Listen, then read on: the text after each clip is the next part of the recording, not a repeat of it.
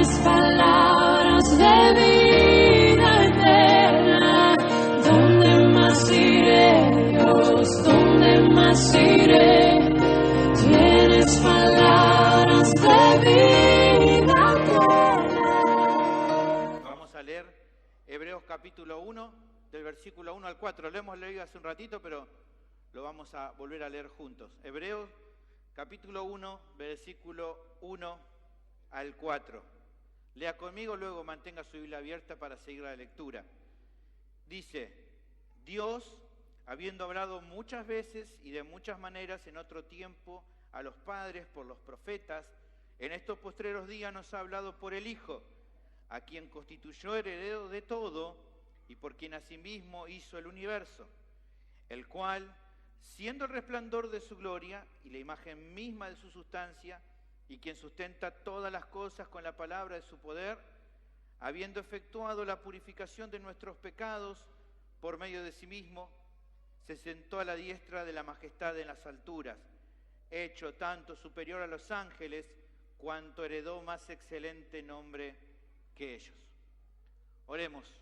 Bendito Señor, te damos gracias por tu palabra, que vamos a comenzar el día de hoy aquí la epístola a los Hebreos, que sea un tiempo de edificación para nuestra vida, que tu Espíritu Santo nos dé entendimiento para poder comprender las verdades que están aquí en este texto, junto con las implicaciones para nuestra vida, que podamos entenderlas, creerlas, para así entonces ponerlas por obra y de esta manera que cada uno de mis hermanos sea edificado. Dame claridad, entendimiento, quiero ser fiel a tu palabra, ayúdame, Señor, y que realmente seas glorificado por medio de esta exposición del día de hoy. Ruego todo esto en el nombre de Cristo Jesús. Amén. El título del sermón es La superioridad absoluta de Cristo. Como les dije hoy, vamos a ver la primera parte de este pasaje.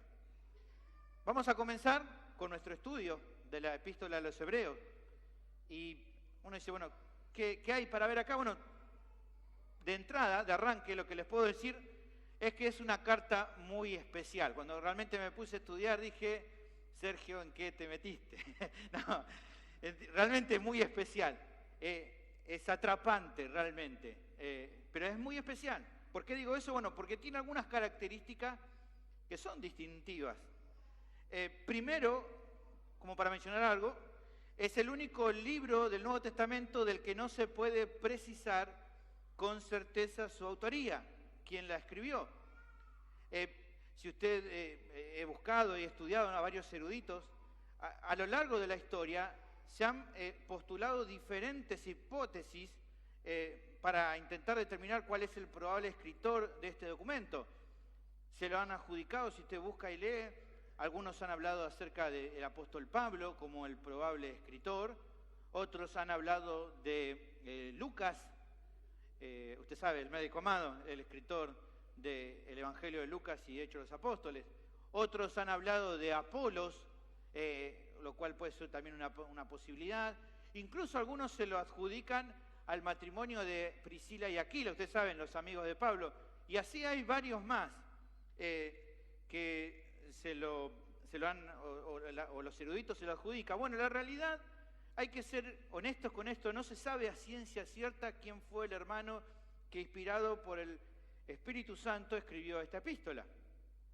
Yo creo que lo más correcto es aceptar la opinión de un maestro de la historia antigua de la Iglesia, que se llamaba Orígenes, que cuando le preguntaron a él, usted que sabe mucho Orígenes, nos podría decir quién es el autor de la epístola a los Hebreos. Nuestro hermano dijo, la verdad, no sé, no se sabe. Creo que deberíamos seguir el ejemplo de Orígenes y no decir lo que no sabemos. No tenemos a ciencia cierta el dato de quién haya sido.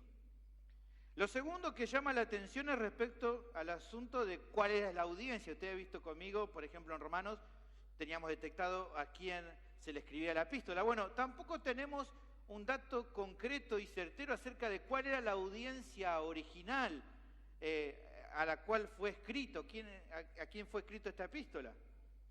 Se puede inferir, por algunas referencias que iremos viendo en el desarrollo de la epístola, que se trataba aparentemente de un grupo en su mayoría de personas que pertenecían a una iglesia local, donde en su mayoría provenían de un contexto judío. Eso es lo que quizás podemos decir. Se puede notar también, si usted estudia a varios eruditos, varios de ellos coinciden que este grupo o esta iglesia local, conformado en su mayoría por judíos, no era un grupo que estuviera localizado en la región de Jerusalén, sino más bien en otra región que no sea cercana, ni en Jerusalén ni cerca. Algunos dicen, hay varios que coinciden, que puede ser que se encontraba más bien en la región de Roma este grupo, o cercano a Roma. Algunos dicen esto, también no tenemos el dato exacto. Tampoco tenemos, obviamente, la fecha exacta de redacción de la epístola. Sí se cree y se estima por los datos que hay durante el desarrollo de la carta que aparentemente fue escrito antes de la destrucción del templo en Jerusalén, que hoy mencionaban, creo, en la escuela bíblica, Cristian, ¿no? En el año 70 después de Cristo fue cuando se destruyó el templo en Jerusalén. Bueno, se cree que fue antes de eso. Y también asumiendo que se trataba de una congregación aparentemente conformada por una segunda generación de creyentes, o sea, hermanos que no recibieron directamente de Cristo la enseñanza, sino de los apóstoles. Algo de eso lo vamos a ver cuando lleguemos a capítulo 2, versículos 3 y 4. Si pensamos entonces, desde cuándo empezaron a predicar los apóstoles y cómo estaba conformado este grupo, se podría estimar, muchos eruditos más o menos coinciden, que puede haber sido escrita entre el año 60 y 65 después de Cristo. Nuevamente, no hay una concordancia exacta de la fecha. Otra cuestión importante a considerar es la forma de redacción y el esquema de esta epístola. Si usted lee y dice, bueno, dice epístola, bueno, probablemente lee otra epístola y va a haber contacto. Bueno, es interesante de que es diferente. Usted cuando lee las cartas Paulinas, usted sabe, Romanos, Corintios, Gálatas, la estructura de la epístola a los hebreos es muy diferente a la estructura que se utiliza, por ejemplo, el apóstol Pablo en sus cartas. Por ejemplo, un dato, usted aquí no va a ver saludos introductorios como generalmente hay en las cartas de Pablo, solo en Gálatas la mayoría él saluda, no va saludando, acá no saluda, va directamente al grano, no empieza ahí de entrada, e incluso los saludos finales, cosa también que aparece en las cartas de Pablo, por ejemplo, también generalmente hay saludos, bueno, acá hay saludos pero muy cortitos, 2 o 3 versículos nomás de saludo final. Entonces, en eso también tenemos diferencia. El desarrollo del libro no aborda diferentes temas.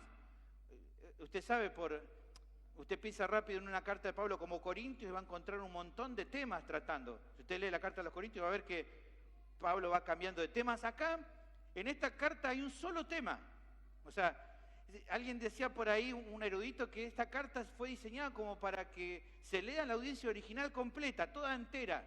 No es que, bueno, primero hablamos de una cosa, después de otra. Es todo un solo tema, en la cual podemos decir que técnicamente no sería como una epístola de la que podemos leer otra, sino más bien lo que se le reconoce a esta epístola de los hebreos, se lo reconoce con el nombre de una homilía.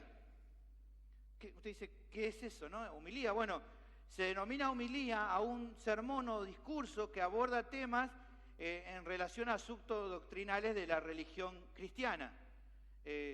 Por ahí nosotros no estamos muy acostumbrados con el término, pero así se le llama, digamos. Era muy común ayer en el primer siglo que muchos de los sermones que se predicaban eran homilías.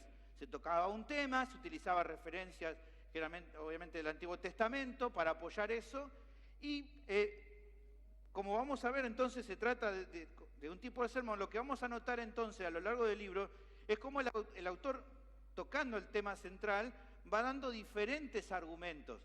Y usted sabe, como en un sermón, va dando también aplicaciones.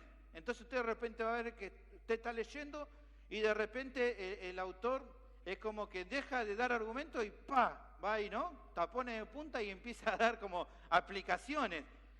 ¿Por qué? Bueno, porque como es una homilía, como es un sermón, no tiene problema para meter entre medio de los argumentos teológicos que va dando aplicaciones para la vida de los oyentes originales. Sin ir más lejos, si usted le invito a hacerlo durante las semanas para que usted vaya viendo. Si usted agarra, por ejemplo, cuando comienza aquí el texto en Hebreos 1, de capítulo 1, versículo 1, cuando usted llega al capítulo 2, los primeros versículos, ahí se va a encontrar con las primeras implicancias. O sea, durante todo capítulo 1 va desarrollando argumentos y de repente, en capítulo 2 dice, por tanto, es necesario, y ahí empieza a dar una aplicación a partir de todos los argumentos que él dio. Así que en eso va a encontrar algo diferente a lo que usted podía ver en, como le dije, las cartas de Pablo o las cartas de Pedro. El último aspecto que me parece importante mencionar al comienzo, luego vamos a ver los otros aspectos, no vamos a ver todo ahí, esto es una introducción corta, después lo vamos a ir viendo, no hace falta ver todo ahora, lo vamos a ir viendo después a medida que vayamos desarrollando los sermones. Es la cuestión del tema central, yo le digo que hay un tema central, ¿y cuál es el tema central del libro que se vincula con el propósito o la ocasión por la cual se escribió? Bueno, el tema central del libro se trata de la superioridad de Jesús, el Hijo de Dios, como ese eje central del cristianismo. Este es el tema central, lo que escuchábamos hace un rato hablar de Isaías. Cristo superior a todo, teniendo la prominencia, la relevancia mayor por sobre todas las cosas, y siendo entonces Cristo el eje central de la religión cristiana. Ahora, con ese tema central, lo que yo le decía es por qué el escritor vio necesario enviar esta enseñanza de la supremacía o la superioridad de Cristo a su audiencia original. Bueno, justamente él lo vio necesario a causa de la persecución que este grupo, esta iglesia estaba sufriendo y que aparentemente iba en aumento. Muchos miembros, debido a esta persecución, muchos miembros de esta iglesia estaban pensando en abandonar su fe y retomar sus antiguas vidas, buscando con eso tranquilidad y librarse de las pruebas que estaban pasando a causa de haber aceptado el Evangelio, por haber abrazado la fe cristiana. Ellos entonces estaban empezando a considerar con mucha seriedad el abandonar su fe. A raíz de estas situaciones que el autor de Hebreos ve esencial exhortar a estas personas, que como vamos a ver durante la carta, evidentemente cuando él les exhorta, hay personas dentro de este grupo que eran creyentes genuinos y había algunos que no lo eran, y a todos les exhortan a que no se vuelvan atrás, porque lo que él les va a intentar enseñar y demostrar por medio de este escrito es que el cristianismo no era una religión entre muchas o una opción de vida, sino la única verdad digna de seguir e incluso hasta de morir, como muchos de estos hermanos años después iban a experimentar, dar su vida por causa del Evangelio. Eso es lo que él va a querer ayudarla a que entienda. ¿Por qué es tan central el cristianismo? ¿Por qué es la única verdad digna? Bueno, porque justamente ser cristiano es ser discípulo y seguir la enseñanza no de un líder espiritual como muchos que hubo en la historia, sino ser discípulo del mismísimo Hijo de Dios. El mismo Jesús que dijo que solo en Él hay salvación. Por lo tanto, abrazar una religiosidad superficial y sin compromiso con las verdades y las implicancias del Evangelio, despreciando el cuerpo de Cristo que es la iglesia y menospreciando la fe bíblica y su mandamiento, no era escoger una vida supuestamente mejor y sin problema, que se iban a zafar de los problemas que tenía. Era, en definitiva, perder la única esperanza de salvación para cualquier ser humano que esté caminando. Por eso fue tan necesario esta epístola. Por eso vas a ver durante la epístola maneras de hablar que nos van a llamar la atención en comparación con otros textos. Hay una urgencia en esta carta. Hay una urgencia, como por así decirlo, ¿no? Que se entienda. Es como que el autor lo está como pegando un par de cachetadas para que reaccionen, para que se den cuenta de que lo que estaban pensando hacer era una locura. Y por eso les habla de una manera bastante fuerte. Pero siendo claro, no creo justamente, y por eso escogí continuar con esta carta en la serie de sermones, por eso vamos a empezar y verla completa, no creo que el contenido de esta carta sea solo relevante para su audiencia original. Mi convicción más profunda es que esta carta será de gran importancia para nuestras vidas y para que podamos evaluar todos los que estamos aquí, en qué o en quién descansa nuestra fe. Como muchas veces escuchamos en el Evangelio, fe, pero no es fe en la fe. ¿Dónde está puesta nuestra fe? Eso es lo central que vamos a ver. Por eso te animo a seguirme con mucha atención en toda esta serie de la Epístola a los Hebreos, porque estoy seguro de que Dios va a hablar a tu vida. El tema del sermón es el siguiente: el Hijo de Dios tiene superioridad absoluta por sobre todas las cosas. Ese es el tema. El Hijo de Dios tiene superioridad absoluta por sobre todas las cosas. ¿Cómo sabemos que es así? El texto nos da 6 enseñanzas que confirman esta verdad esencial, de las cuales por razones de tiempo hoy solamente vamos a ver las 2 primeras. ¿Me siguen? ¿Estamos bien? Algunos dicen, hebreo. Bueno, sígame y no voy a decir lo que decía otro. Yo no sé si voy a probar. Vamos a ver la palabra de Dios juntos. La primera de las enseñanzas la tenemos en parte del versículo 1 y parte del versículo 2. La primera de las enseñanzas que confirma la verdad de la superioridad de Cristo es que justamente Él, Jesús, es la revelación última de Dios. Esta es la primera enseñanza, que Él es la revelación última de Dios. Lea conmigo nuevamente. Aquí el pasaje arranca dando algunos conceptos importantes. Versículo 1 dice: Dios, habiendo hablado muchas veces y de muchas maneras en otro tiempo a los padres por los profetas, en estos postreros días nos ha hablado por el Hijo. ¿Qué es lo que está enseñando aquí? Bueno, vayamos por parte para poder comprenderlo. Lo primero que se menciona es la realidad acerca de la forma en cómo Dios se ha revelado, o sea, cómo se ha dado Él a conocer, que dice nuestro texto que Dios ha hablado.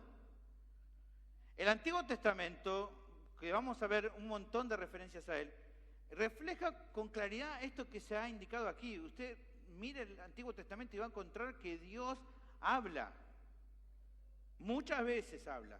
Aquí dice el pasaje que se ha comunicado muchas veces. La mejor manera de traducir acá, más que muchas veces, es en muchas ocasiones. Esa sería la manera mejor de hablar. Pero no solamente en muchas ocasiones, sino también aquí dice el texto de muchas maneras. Y dice a quién, a los padres.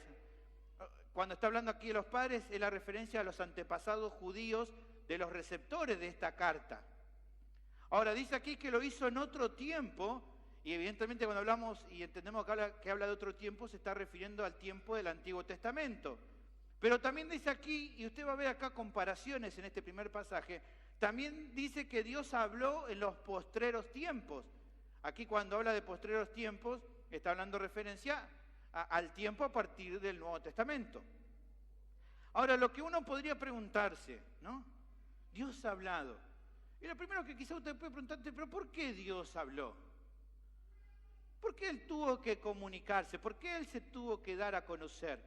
Bueno, porque si Él no hubiera tomado la iniciativa de darse a conocer, nosotros, los seres humanos, no podríamos conocer con certeza algo acerca de Dios. No podríamos haber conocido acerca de Él. No podríamos haber tenido el conocimiento de Él si Él no se da a conocer. Podríamos haber tenido algún conocimiento superficial, pero para poder conocer en profundidad necesitamos que Él hable. Así como para que, si usted quiere conocerme a mí, quizás usted puede pensar y ver cosas en mi manera de actuar. Usted puede ir un día a mi casa y ver qué hago y usted tiene cierta idea de cómo soy yo. Pero si usted quiere conocer en profundidad sobre mi vida, ¿qué necesita usted? Que yo hable, le cuente lo que está en mi mente y mi corazón y usted ahí va a entender quién soy muchísimo mejor. Bueno, así es con Dios. Dios habló. Y principalmente, dijimos que era porque Él tomó la iniciativa para darse a conocer, si no lo hubiéramos sabido. Y principalmente porque si Él no hubiera hablado, los creyentes tampoco podríamos relacionarnos con Él como lo hacemos. Necesitábamos que Él nos hable y nos cuente cómo es, para que entonces nosotros sepamos cómo nos tenemos que relacionar con Él. Para poder tener justamente esta relación íntima que tenemos con Él por medio de la fe, necesitábamos que Él se dé a conocer. Así vamos a ver que en Hebreos, más adelante se va a mencionar, nuestra relación con Él es por medio de la fe. Dice en Hebreos 11:6, pero sin fe es imposible agradar a Dios, porque es necesario que el que se acerca a Dios crea que le hay y que es galardonador de los que le buscan. Por otra parte, cuando en esta sección estamos hablando acerca de que Dios se ha revelado, cuando decimos que Él ha hablado, que Él se ha revelado, no estamos hablando acerca de la revelación general que la humanidad ha recibido de Dios por medio de todo lo creado. Hay una revelación de Dios que es una revelación general, que nos muestra acerca de la existencia de Dios, y que Pablo dice en Romanos capítulo 1, versículo 20, que deja al ser humano sin excusas en cuanto a la existencia de Dios. Dice Romanos 1:20, porque las cosas invisibles de Él, su eterno poder y deidad, se hacen claramente visibles desde la creación del mundo, siendo entendido por medio de las cosas hechas, de modo que los seres humanos no tienen excusas. Bueno, el autor de Hebreos no está hablando acerca de esta revelación general, sino de aquella que se la conoce como revelación especial. Esa revelación especial es la que nos comunica de una forma más precisa y más extensa acerca del carácter de Dios, de lo que Él requiere de nosotros y de la manera en la cual podemos alcanzar la salvación de nuestras almas. Como remarca un comentarista bíblico hablando de esto, dice lo siguiente, escuchá, mirá, dice, Dios ha hablado. Esta afirmación inicial es básica para todo el argumento de esta epístola, como también es básica para la fe cristiana. Si Dios hubiese permanecido en silencio, oculto en espesa oscuridad, la situación de la humanidad, por cierto, que habría sido desesperada. Pero ahora Él ha hablado su palabra reveladora, redentora y dadora de vida, y en su luz vemos la luz. Lo siguiente que podemos notar también es cuál es el medio que usó en la antigüedad, que dice en otro tiempo, para hablar a las personas justamente del Antiguo Testamento. Dice en nuestro pasaje que habló por medio de los profetas. Y luego dice, no, y en este tiempo ha hablado por el Hijo. Y es importante aclarar, hermanos, porque por ahí podemos malinterpretar, de que, como estamos viendo acá, se está haciendo un contraste, una comparación. Otro tiempo, este tiempo, antes de una manera, ahora de una manera. El hecho de que haya un contraste entre la forma de antes de hablar de Dios a como lo hizo en los postreros tiempos, no quiere decir que esa primera revelación, esa primera forma en que Dios habló, sea una forma despreciable, sin sentido, de menor valor que la forma en como habló después. Si yo pensara de esa manera, estaría pensando incorrectamente. ¿Por qué? Porque si justamente el que habló fue Dios, y Él ya habló en aquel tiempo, en el Antiguo Testamento, lo que dijo en ese momento era muy importante, debe ser escuchado y debe ser atendido con seriedad, porque es palabra de Dios. Más adelante, durante la carta, vamos a ver la gran utilidad que tiene las palabras del Antiguo Testamento, Dios hablando, y cómo justamente la palabra de Dios en la antigüedad tiene una vigencia justamente también para nuestras vidas. Y evidentemente también sabemos que no tiene menos valor, porque la Biblia misma asegura que tanto los autores del Antiguo Testamento como los autores del Nuevo Testamento, todos escribieron inspirados por igual por el Espíritu Santo. Así lo dice 2 Timoteo 3:16. Así que evidentemente toda la palabra es importante. La comparativa claramente entonces no va por ese lado. De hecho, entendemos claramente que todos los creyentes del Antiguo Testamento, todo lo que ellos necesitaban conocer acerca de Dios y acerca de su plan de salvación, se les fue revelado con claridad en las Escrituras que ellos poseían. Todo lo que necesitaban para poder llegar a la salvación lo tenían. No es que Dios les ocultó algo. ¿Cuál es entonces el concepto teológico correcto que quiere enseñarse en esta comparación? Bueno, lo que está queriendo hablar por un lado es que si bien es cierto que toda la Biblia es importante, estamos hablando acerca de la revelación especial de Dios. Bueno, lo que entendemos a partir de lo que estamos viendo aquí es que esta revelación de Dios fue dada por Él a conocer de manera progresiva. Esto tenemos que entender. Su revelación especial Él la fue dando de manera progresiva. Eso es lo que está queriendo por un lado demostrar. Como indica un comentarista llamado F.F. Bruce acerca de este asunto, dice: por lo tanto, se observa que la revelación divina es progresiva. Pero la progresión no va de lo menos verdadero a lo más verdadero, de lo menos valioso a lo más valioso, o de lo menos maduro a lo más maduro.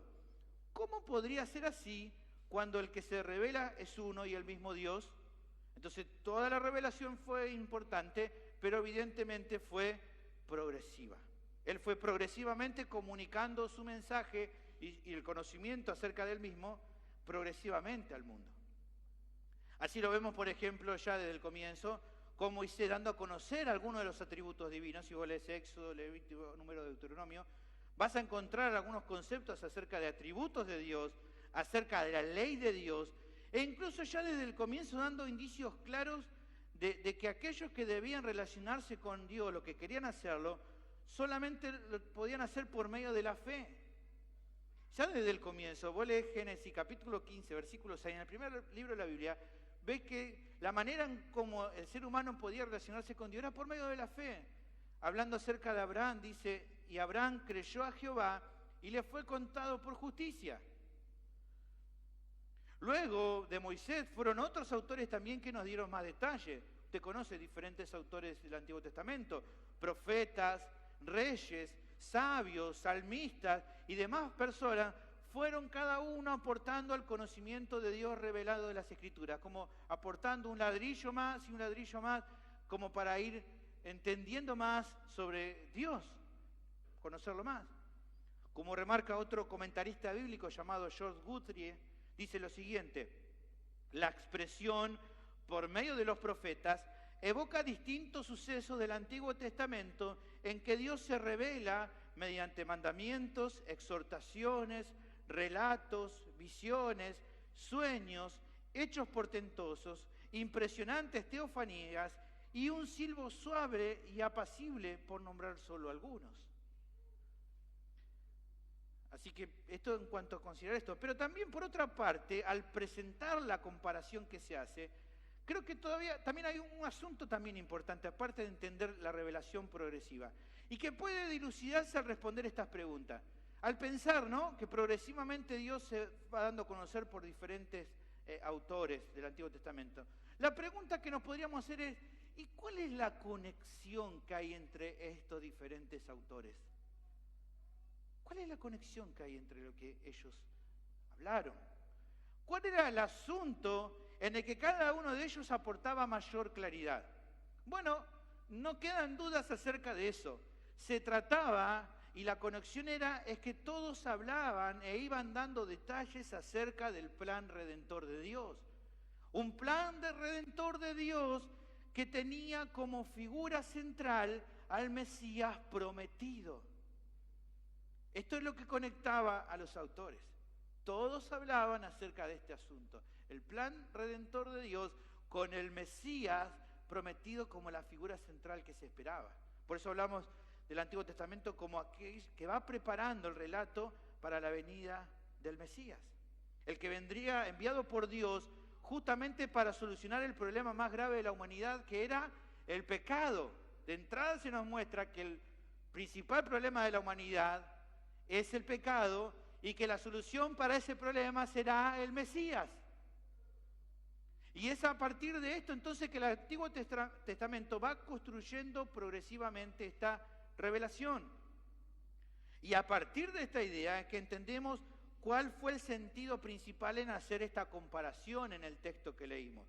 Y que da justamente forma a la primera enseñanza que demuestra la superioridad de Cristo. ¿Cuál es esa primera enseñanza? Que Él, el Hijo de Dios, es la revelación final de Dios. Que Jesús es el que la completa. Por eso se menciona el tiempo luego de la venida de Cristo al mundo como los tiempos postreros. ¿Por qué? Porque la revelación progresiva de Dios culmina con la aparición de Cristo. Por eso, aunque ciertamente estamos viendo que Dios no estuvo callado en los tiempos anteriores, hablando de muchas formas y de tiempo en tiempo, como se explica en esta sección, Dios determinó hablarnos de una manera decisiva y final por el Hijo. Es en Él, en Jesucristo, que las promesas mesiánicas dadas por Dios en el Antiguo Testamento se cumplen. Aquellas promesas dadas por los profetas se cumplen en Cristo. Eso es lo que, por ejemplo, si usted empieza a leer luego en el Nuevo Testamento, ve que los escritores de los Evangelios buscan resaltar una y otra vez, que nos muestran que Cristo es el cumplimiento. Por ejemplo, Mateo 1, 21, 23. El ángel hablando con María y José dice, y dará a luz un hijo María, y llamarás su nombre Jesús, porque él salvará a su pueblo de sus pecados. Y el autor entonces Mateo dice, todo esto aconteció, ¿para qué? Para que se cumpliese lo dicho por el Señor por medio del profeta, cuando dijo, he aquí una virgen concebirá, y dará a luz un hijo, y llamará su nombre Emmanuel, que traducido es Dios con nosotros.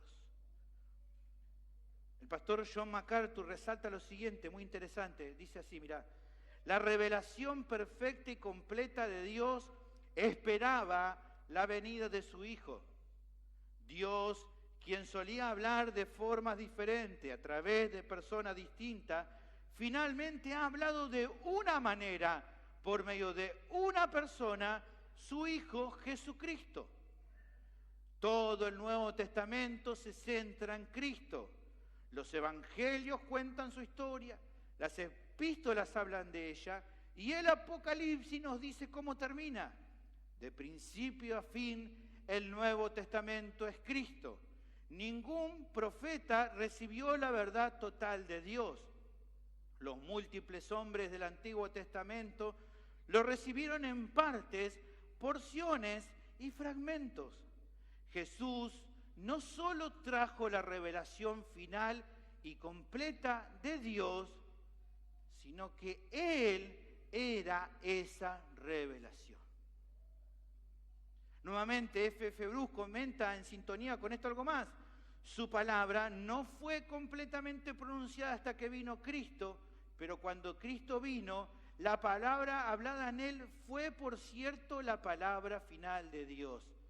En Él, todas las promesas de Dios se encuentran con la respuesta sí, que sella su cumplimiento a su pueblo y evoca de parte de ellos una respuesta, amén.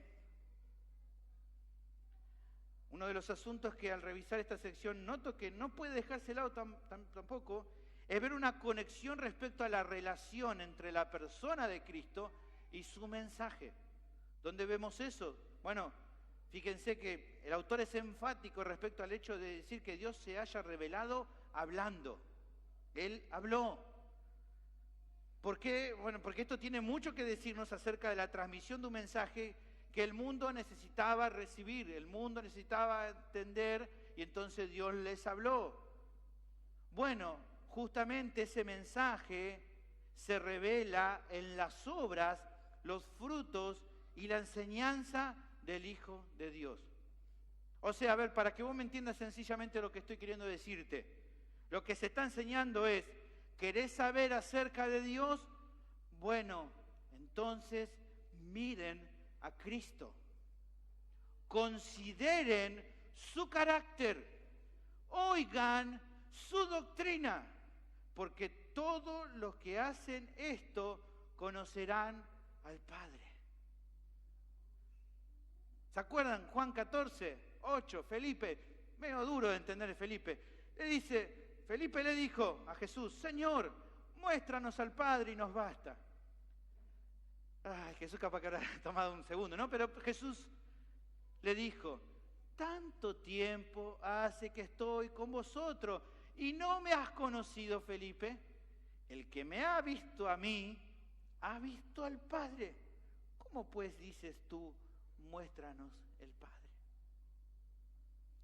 Más adelante el autor va a desarrollar una implicancia acerca de esto para dar una advertencia. ¿Cuál es? que quien rechaza a Cristo y su mensaje está despreciando a Dios y que esa persona solo puede esperar juicio y condenación. En Hebreos 10:29 da una muy fuerte advertencia al autor y dice: ¿cuánto mayor castigo pensáis que merecerá el que pisoteare al Hijo de Dios y tuviere por inmunda la sangre del pacto en la cual fue santificado e hiciere afrenta al Espíritu de gracia? Lo que resta por definir en esta primera sección es respecto a pensar. Ya hemos visto bastante teología, ¿no?, para entender los argumentos que aquí da, pero tal vez nos queda pensar cuál fue el propósito de resaltar la superioridad de Cristo en cuanto a ser la revelación última de Dios. O sea, ¿por qué, podemos preguntarnos, los oyentes originales necesitaban entender y creer de todo corazón este concepto para perseverar fieles en el camino de Dios? Y su problema era que estaban queriendo abandonar. ¿En qué sentido esto necesitaban creerlo y obedecerlo o entenderlo correctamente y creerlo para entonces no abandonar? Bueno, consideremos por un momento el tiempo que están viviendo. Dijimos, época de mucho dolor y persecución a causa de su fe. Para sus familiares judíos que no creían en el Evangelio de Cristo, literalmente ellos era como que habían muerto. En aquella época era así. Si vos decías que eras cristiano, tu familia judía decía: agarrá tus cosas y allá está la calle. Y hacían casi un velorio. Para ellos estabas muerto. Muchos seguramente de estos cristianos perdieron bienes materiales, perdieron herencias, perdieron trabajos, por lo que entonces la pobreza, la miseria y el desprecio de sus allegados eran parte de su vida. No era fácil resistir firmes en la fe. La tentación era muy dura. ¿Por qué? Porque solo necesitaban dar un paso para que muchos de sus problemas temporales que estaban sufriendo se solucionen. ¿Cuál era ese paso? Volverse atrás. Retomar el judaísmo religioso que ellos tenían antes. Volver a lo de antes. Ahora, ¿qué implicaba hacer eso? Bueno, por un lado, seguramente la aceptación de sus familias judías. Si volvía a su casa, decía: bueno, no, voy a dejar el evangelio. Oh, vení, hijo, ¿no? El apoyo de la comunidad donde vivían. Implicaba recobrar la paz, no seguir afrontando persecución, ya que al practicar de nuevo el judaísmo, a diferencia del cristianismo, era oficialmente reconocida por los gobernantes. Los judíos no iban en ese momento tan perseguidos como los eran los cristianos y como luego iban a ser muchísimo más perseguidos. Pero aunque todas estas cosas podrían darle un alivio temporal, en el hecho de que concretaran esta decisión de apartarse de la fe, iban a tener como consecuencia una que era horrenda, que era dejar de lado a Cristo. Abandonar la comunión cristiana. No seguir a Jesús como Señor. Ahora entonces, pensando en esta decisión, es que volvemos a preguntar, ¿y cómo lo que enseñó acá el autor podía ayudarlos a no tomar esta decisión? Bueno, no es muy difícil de responder. Es verdad que las luchas y los conflictos eran terribles. El desprecio de su familia, gobernantes que los perseguían, un mundo caído dispuesto a no aceptar su fe, su propio pecado. Todo eso hacía que esto sea difícil, pero el asunto es que hay un ancla que los mantenía firmes. Ellos habían recibido la verdad más importante de todas, que es el Evangelio, el cual les dio testimonio acerca de la persona de Cristo y de su mensaje. Entonces, al pensar en Cristo y en el Evangelio, ellos tendrían que preguntarse cómo podían volverse atrás ante esta verdad. Si entendieron que todo el Antiguo Testamento apuntaba al Hijo y Jesús, el carpintero de Nazaret, era justamente ese que el mundo esperaba y en el cual solamente hay salvación, ¿cómo podían negar a Cristo? ¿Cómo podían abandonar a su pueblo? ¿Cómo podían dejar de lado la iglesia local a la que pertenecían y volverse a una sinagoga donde les iban a decir que Jesús era un blasfemo? ¿Con qué cara se iban a parar delante de esa sinagoga y hacer como que nada pasaba, conociendo cuál era la verdad? ¿Con qué cara te podés volver al mundo si sabés la verdad? Este era uno de los asuntos cardinales para ellos, pero también lo es para nosotros. No podemos abandonar la fe porque eso sería como negar la verdad cristiana que hemos conocido, una verdad que es completamente cierta. Como los apóstoles, no podemos dejar de anunciar lo que hemos visto y oído. ¿Cómo hacemos para no decir que Jesús es el Señor? ¿Cómo hacemos para decirle al mundo que fuera de Cristo no hay salvación? ¿Cómo haces? Así le pasó a los apóstoles, dice en Hechos 4:18, y llamándole los líderes religiosos, les intimaron que en ninguna manera hablasen ni enseñasen en el nombre de Jesús. Mas Pedro y Juan respondieron diciéndole, juzgad si es justo delante de Dios obedecer a vosotros antes que a Dios. Porque saben una cosa, no podemos dejar de decir lo que hemos visto y oído. ¿Cómo hacemos? Ustedes tienen que entender eso. Entiéndanos, ¿de dónde le decimos? ¿Cómo hacemos? Y no solamente no dejar de anunciar, no podemos dejar de andar en obediencia en aquel que nos salvó por medio de su propia vida en la cruz, muriendo en nuestro lugar. Algo de eso vamos a verlo, por ejemplo, en los preceptos que presenta 10:23 al 25 de Hebreos. Ya la costumbre. El autor de Hebreos, fíjense lo que le dice, a partir de entender esta verdad. Mantengamos firme, sin fluctuar, la profesión de nuestra esperanza, porque fiel es el que prometió. Y si esto es así, considerémonos unos a otros para estimularnos al amor y a las buenas obras. Obviamente, no dejando de congregarnos como algunos tienen por costumbre, sino exhortándonos y tanto más cuanto veis que aquel día se acerca. Si Cristo es una realidad y una verdad, hagamos lo que Él nos mandó a hacer. Es simple, no es muy difícil. Porque no hacer lo que Él nos mandó a hacer, negar la verdad que hemos recibido, si alguien lo pensara, la pregunta es, ¿cómo podríamos cometer semejante atrocidad? De negar al Señor, de no obedecer su voz. Hacer algo así es ir en contra de lo que sabemos que es verdad. Es tener que recibir sobre nosotros la amonestación del Señor. ¿Cómo me dicen Señor, Señor y no hace mi voluntad? ¿Cómo se entiende algo así? La realidad es que esto no es digno de un discípulo de Cristo. Un discípulo de Cristo no abandona la fe, no abandona a su Señor.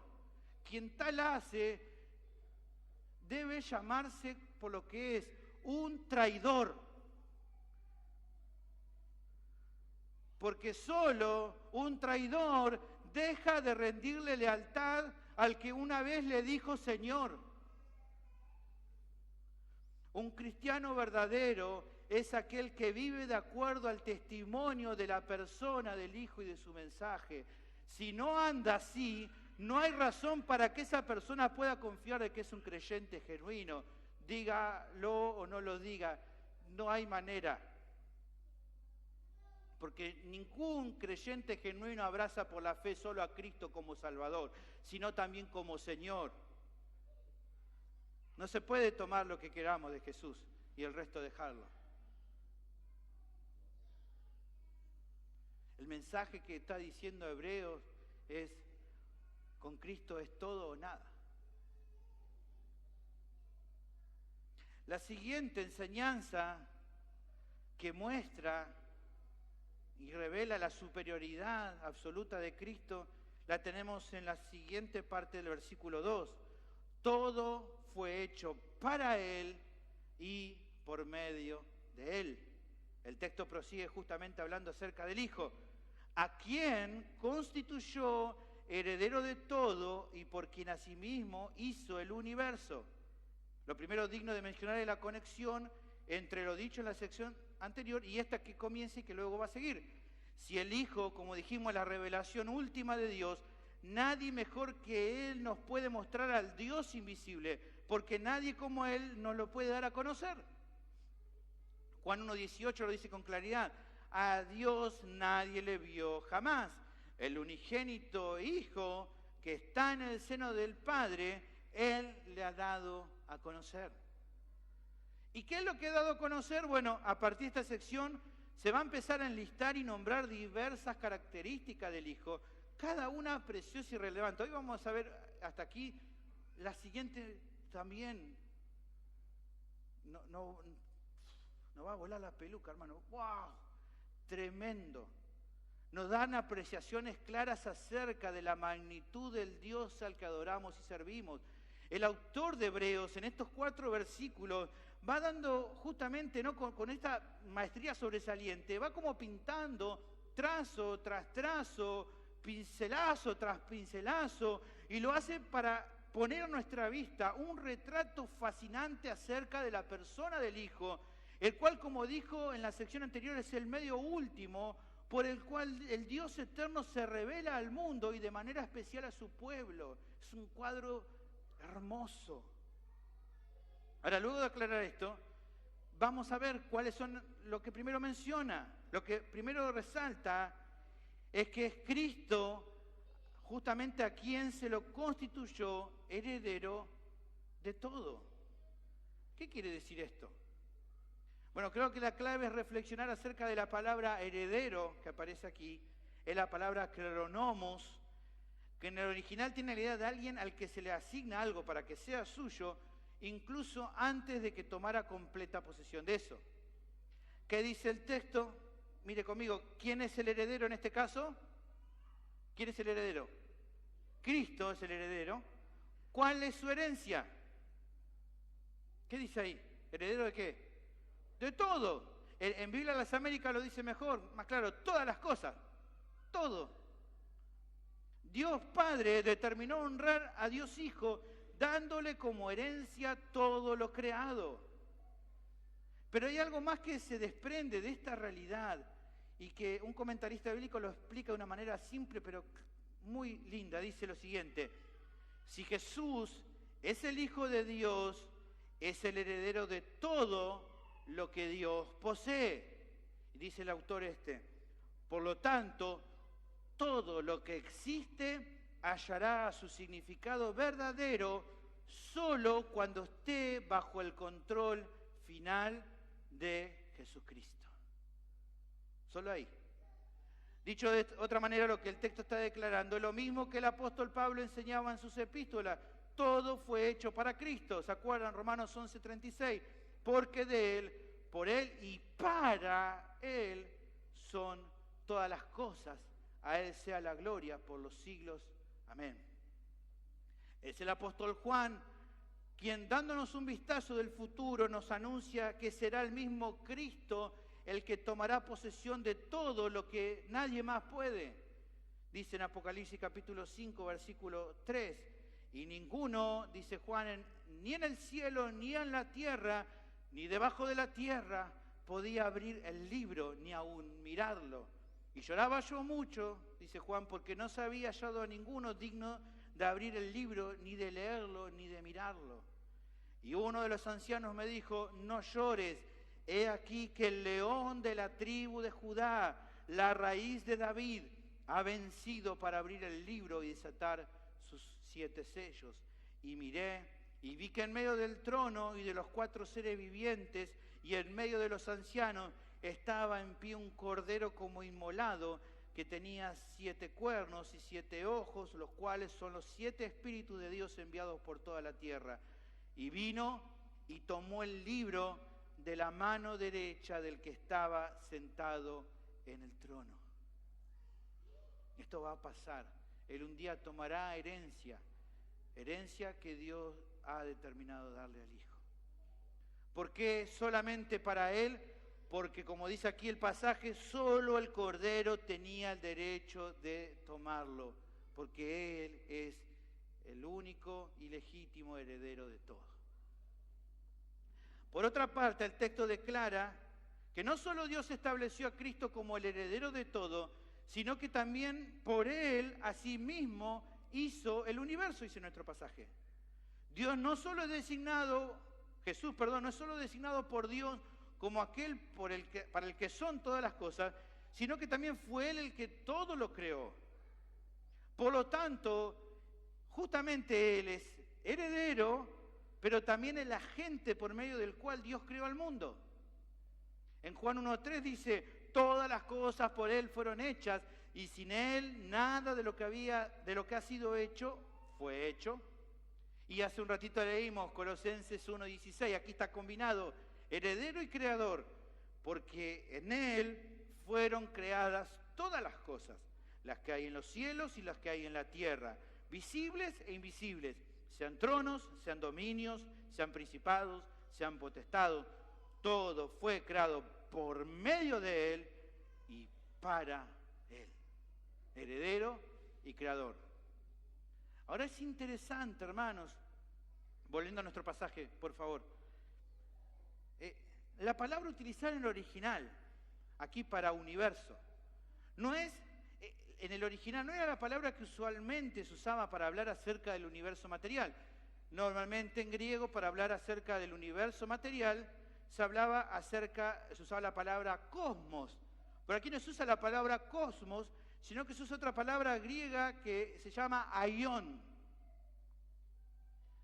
La palabra usada, o sea, aquí, sería mejor definida no como y por quien asimismo hizo el universo, sino por el quien asimismo hizo los siglos o las edades. Es extraño la palabra que utilizó. Hay discusiones entre los eruditos de por qué utilizó aion y no cosmos. ¿Por qué escogió una palabra diferente? Bueno, al haber estudiado sobre el tema, considero que la respuesta más acorde es la que dan algunos eruditos, que dice lo siguiente, que lo que aquí intenta el autor de Hebreos resaltar es que Jesucristo no solamente es responsable por la tierra física, sino que también es responsable por la creación del tiempo, del espacio, de la materia y de la energía. Es más que solo el universo físico. Un comentarista expresa lo siguiente en cuanto a esto. Es una cita larga, pero la comparto porque realmente es fascinante. La escribí, wow, digo. Miren, escuchen. Miren lo que dice este autor. Cristo creó todo el universo y todo lo que hace funcionar el universo, y lo hizo sin esfuerzo. Considérese la inmensidad del universo. Si usted pudiera meter de alguna manera 1.2 millones de planeta Tierra en el Sol, aún tendría espacio para 4.3 millones de lunas. El Sol tiene casi 1.4 millones de kilómetros de diámetro y está aproximadamente a 150 millones de kilómetros de la Tierra. Nuestra estrella más cercana, Alfa Centauro, es 5 veces más grande que nuestro Sol. La Luna está a una distancia de alrededor de 340.000 kilómetros de la Tierra y se podría caminar hasta ella en 27 años. Un rayo de luz viaja casi 300.000 kilómetros por segundo, de modo que un destello de luz llegaría a la Luna en tan solo 1 segundo y medio. Si pudiéramos viajar a esta velocidad, nos tomaría 2 minutos y 18 segundos llegar a Venus, 4 minutos y medio llegar a Mercurio, 1 hora y 11 segundos llegar a Saturno y así sucesivamente. Llegar a Plutón, que está a más de 4.300 millones de kilómetros de la Tierra, nos tomaría casi 4 horas. Habiendo llegado tan lejos, aún estaríamos dentro del sistema solar. La estrella polar está a 643.000 millones de kilómetros de la Tierra, Pero esa es una distancia que sigue siendo cercana, incluso con relación al espacio conocido. La estrella Betelgeuse está a más de 1.4 trillones de kilómetros de nosotros. 1.4 trillones es 14 seguido de 17 ceros. Esta estrella tiene un diámetro de más de 400 millones de kilómetros, aún mayor que la órbita de la Tierra. El comentarista dice lo siguiente: ¿de dónde provino todo esto? ¿Quién lo concibió? ¿Quién lo hizo? No puede ser un accidente. Alguien tuvo que hacerlo. La Biblia nos dice que el hacedor fue Jesucristo. Vamos teniendo una idea de lo grande que es Él para haber creado lo que hizo. En estos dos conceptos tenemos entonces la segunda enseñanza que el pasaje brinda respecto a la superioridad de Cristo. Todo fue creado para Él y por Él. Dios ha establecido que así sea para que el Hijo reciba la gloria. Ahora, en la segunda parte de este sermón seguiremos viendo las siguientes características que demuestran la grandeza y lo superior que es el Señor Jesucristo. Se encuentra justamente en relación a todas las cosas. Lo que vuelve a surgir al leer esto que hemos visto hasta acá es lo siguiente: cómo encaja la realidad de que Cristo sea heredero y asimismo el que creó todas las cosas con la situación de los oyentes. ¿Por qué aquí el autor necesita hablar de esto a los oyentes? Bueno, recordemos nuevamente el contexto. Nos encontramos con miembros de una iglesia local que están luchando con la idea de abandonar su fe. La persecución era diaria, sus corazones titubeaban ante la fidelidad del Evangelio o dar un paso al costado.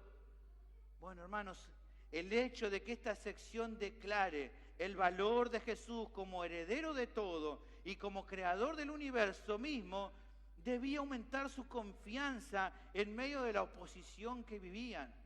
Porque entonces, y como el texto afirma, todo es para Él y por Él, entonces, hermanos, el cristianismo es la clave de la vida, es la clave de todo.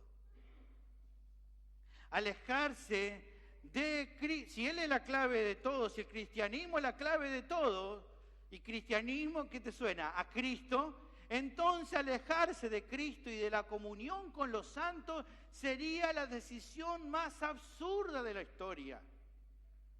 Si Él creó el universo y funciona tal como Él definió que sea, entonces la pregunta que tendríamos que hacernos es: ¿qué cosa de este mundo podría alejarnos de su cuidado y providencia?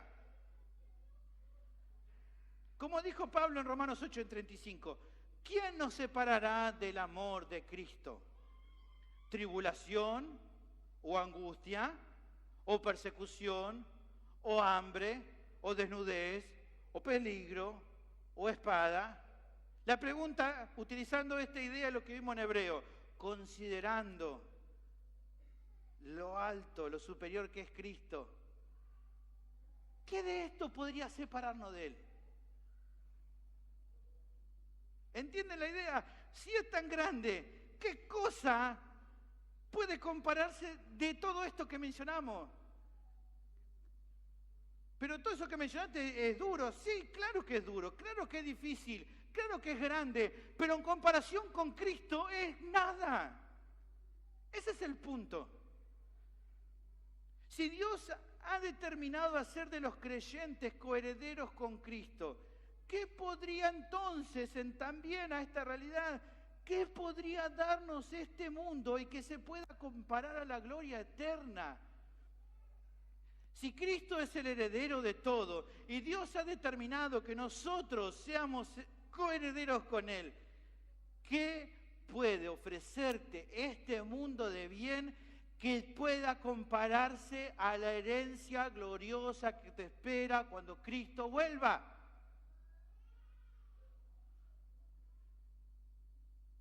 El mundo me ofrece fama. ¿Qué es la fama? El mundo me ofrece plata. ¿Qué es la plata al lado de esto? El mundo me ofrece bienestar. ¿Qué es ese bienestar en comparación con esto.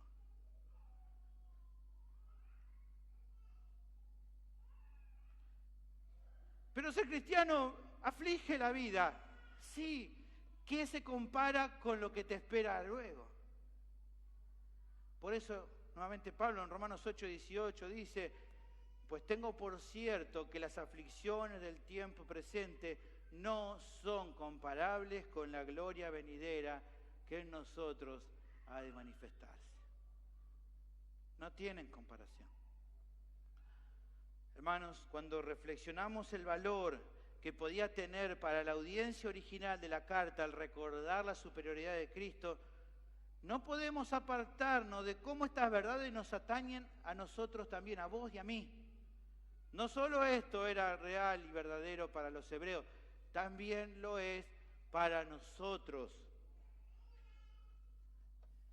Préstame atención. Vivimos una cultura que hoy ya abiertamente confronta con el cristianismo bíblico. No se andan con vuelta, antes se daban vuelta, ahora no, te lo dicen en la cara. Basta de religión, basta de cristianismo, discurso de odio, no queremos eso. Así, de frente te lo dicen. ¿Cuál ha sido la respuesta de la iglesia evangélica en general cuando le dijeron, ¿cómo es eso de que hay un solo camino? Bueno, escuché a alguno de los pastores, entre muchas comillas, famoso que dijo, bueno, tampoco lo tomen tan así, tan a pecho. ¿Cuál ha sido la respuesta de la iglesia evangélica en general? A la doctrina pura de las Escrituras la han mezclado con las tendencias posmodernas para que entonces se amolden los gustos del mundo, buscando así calmar los ánimos que hay en contra de los evangélicos. Ah, no hablé de pecado, no hablé de arrepentimiento, no hablé de solo camino, hablemosle del amor, hablemosle de que Dios los ama, hablemosle de que Dios quiere que sea exitoso. Así no se miran para otro lado, no nos miran a nosotros, que se peleen con otro, con nosotros no. En vez, la iglesia evangélica de batallar con las armas de la luz, el cristianismo actual decidió hacer una tregua con la mundanalidad. Y esto, en vez de jugarnos a favor, nos juega en contra. Lo inmundo, lamentablemente, ha contaminado a lo que tenía que procurar ser santo. Esto lo ves. Vos lo ves. No estoy diciendo nada que... No soy un gran profeta por decir esto. Vos lo ves. Pero por otra parte quiero que seamos honestos. En aquello que con sinceridad... No, sé que tal vez sí, pero yo no transinco, yo no estoy haciendo esto. No me estoy entregando al mundo y sus deseos. Bueno, pero seamos honestos. ¿A quién le resulta fácil mantenerse fiel a la verdad en un mundo corrompido? Vos no estás encerrado todo el día en tu casa. Uno dice, bueno, yo trabajo desde casa. Bueno, pero salís en algún momento, me imagino. Salís al mundo, estás viviendo en un mundo que está corrompido. En una sociedad donde justamente se saca a relucir lo que es aberrante y donde se anima a las personas a tener orgullo de su perversión. Así vivimos.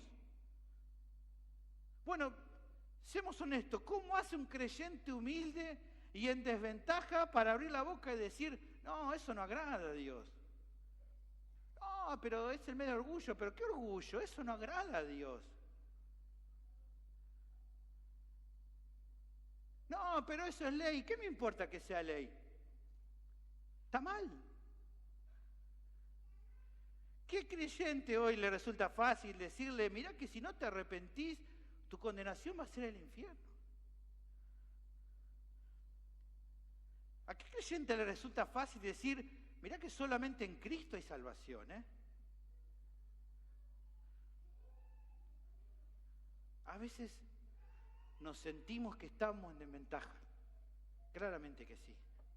Bueno, al considerar este pasaje, creo que la respuesta es la siguiente. La supuesta desventaja no es tal. Porque una persona que tiene a Dios en su vida siempre va a ser mayoría. Siempre. Nunca va a estar en desventaja. Si Cristo es superior, ¿qué más necesitamos? Si somos perseguidos por su causa, ¿cómo podemos temerle a lo que el mundo nos puede hacer? Cuando recordamos que este mundo caído no es nuestro hogar final, sino que nos espera un reino glorioso junto al Señor, ¿cómo entonces podemos ceder a las presiones de nuestro tiempo, de nuestra sociedad? No podemos. No podemos porque sería negar la verdad. Y no deberíamos porque nuestro Señor es mayor que el que está en el mundo. Siempre va a ser mayor. Algo más que debe considerarse con mucha atención en cuanto a la realidad de que Cristo tiene la superioridad es la advertencia de que no se puede tomar a la ligera el cristianismo. Cuando hablamos de cristianismo no hablamos de un club de fútbol, no hablamos de una sociedad de fomento, no hablamos de un partido político, hablamos de algo que está por encima de cualquier cosa y que tiene como representante al mayor de todo el universo. Entonces no lo podemos tomar livianamente. Esa es una de las aplicaciones centrales justamente de este libro de Hebreos. Lo vamos a ver una y otra vez. Cuando lleguemos al sermón 20 de esto, no me diga, oh, pastor, otra vez decir lo mismo. Y es lo que dice el texto una y otra vez. Así que si esperaba que te dijera otra cosa, lo siento, quizás en otro libro veamos más, pero aquí es todo el tiempo resaltando esta realidad, que Cristo es superior. Por lo tanto, no podemos tomar el cristianismo a medias, porque el que dirige al cristianismo no es cualquiera. No es el pastor Sergio, no es el pastor Pelufo, no es ninguno de los que estamos aquí. Es Jesucristo, que es superior a cualquier cosa. Incluso cuando el texto exhorta a no vivir livianamente como cristiano, no dice solamente como, bueno, soy cristiano por ahí. Lo que el texto está apuntando es que a una profesión de fe a medias, una que no está dispuesta a comprometerse con el mensaje de Cristo, que no está dispuesto a comprometerse con la santidad personal y que no está dispuesto a someterse al servicio amoroso a otros miembros de una iglesia local, es en muchos casos un cristianismo o que es falso o que está muerto. Seguir a Cristo no puede tomarse como algo complementario en la vida. Escúchame y prestame atención, por favor. No se puede ser un creyente el domingo y durante la semana vivir desconectado de ese Señor al que adoramos y de su cuerpo. No existe. En el cristianismo no es así. No podés intentar en los cultos dominicales ser un hijo de Dios y luego de lunes a sábado ser un hijo del diablo. No se puede. Ah, pero cuando yo iba a la iglesia católica, el domingo iba y después hacía lo que quería. Bueno, eso es la iglesia católica, pero el evangelio verdadero no es así. No vivimos de esta manera.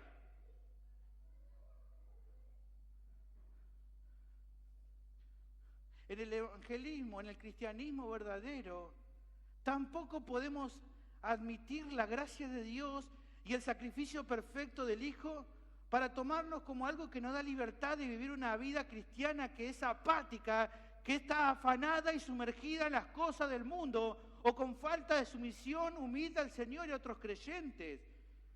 No existe. El autor de Hebreos lo demuestra. El que ha venido al cristianismo, hermanos, buscando una vida fácil o sin problema, en esta tierra, les quiero decir, se equivocaron de camino.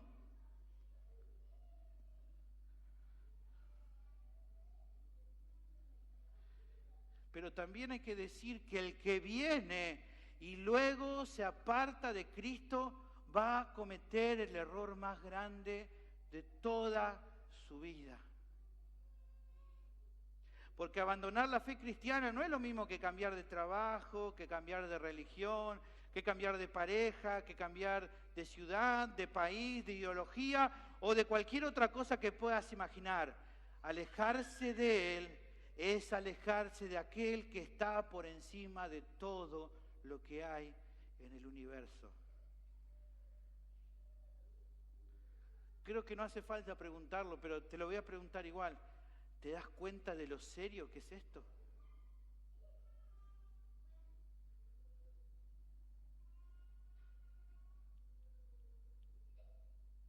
Tan serio, pienso en el Evangelio de Juan, tan serio fue que cuando Jesús empezó a hablar acerca de esta verdad, ¿qué dice el autor, el apóstol Juan? Mucha gente dejó de seguirle. Cuando entendieron lo que no era solamente que les diera pan, que no era solamente que le diera milagro, sino que se trataba de renunciar a su vida y seguirle, muchos se volvieron atrás. Finalmente, con todo lo visto, creo que es muy importante hablarle a aquellos que todavía están sin Cristo. Hoy estuviste escuchando acerca de que Jesús no es nomás un buen maestro, no es nomás alguien que hizo cosas buenas por la gente. Él nos reveló al Padre. Y sus palabras fueron claras. Él dijo que si un árbol no da buenos frutos, entonces es un árbol malo. No era muy difícil lo que dijo. O sea que si tu vida demuestra que no sos de Cristo, que sos alguien que todavía está en condenación. Ahora, esto es lo que Cristo enseña, este es su mensaje. Si bien querés, podrías negar esta verdad. Tal vez te sientas identificado por alguno de los siguientes pensamientos. Quizás puedas decir, bueno, no es tan así como dice usted, pastor. Bueno, yo no soy tan malo como para que Dios me mande al infierno. Bueno, mi vida no es tan mala como las otras personas. Bueno, no estoy comprometido con el Señor, pero sé mucho acerca de la doctrina. Eso cuenta, ¿no? Mira, todo eso puede sonar bien a tu criterio, pero la realidad es que Dios te habló por el Hijo. Y lo que dijo choca con esta clase de ideas erradas que tenés en tu mente. Ser un discípulo suyo es más que solo decir que sos un discípulo. Es morir a vos mismo, tomar tu cruz cada día y seguirle. El apóstol Pablo en Gálatas 2:20 da la evidencia de un discípulo en pinta, que dice, con Cristo estoy juntamente crucificado. Ya no vivo yo, mas vive Cristo en mí. Y lo que ahora vivo en la carne, lo vivo en la fe del Hijo de Dios, el cual me amó y se entregó a sí mismo por mí. ¿Cuál es la buena noticia para vos que todavía no ves esto en tu vida? Es que hoy, esto que te digo, puede ser una realidad en tu vida si venís a Cristo en arrepentimiento y fe, aceptando a Jesús de verdad como Señor de tu vida. ¿Por qué? Porque Él solamente puede otorgarte el perdón de tus pecados y la vida eterna, y darte esta vida abundante que hay en cada uno de los suyos. Mi pregunta es, ¿qué vas a hacer hoy, querido oyente? Te animo a que vengas a Cristo, que no lo pospongas más. Bendito Señor, te doy gracias por tu palabra que nos anima. Gracias, Señor, por tu palabra. Que podamos meditar en lo que hemos oído hoy. Que podamos reflexionar y realmente buscarte de todo corazón. Que Cristo sea lo supremo cada momento de nuestra vida. Que vivamos para su gloria. Que nos ayudes en esto, Señor. Y que si hay alguien que está aquí y todavía no te conoce, que hoy pueda llegar a la fe. Ruego todo esto en el nombre de Cristo Jesús. Amén.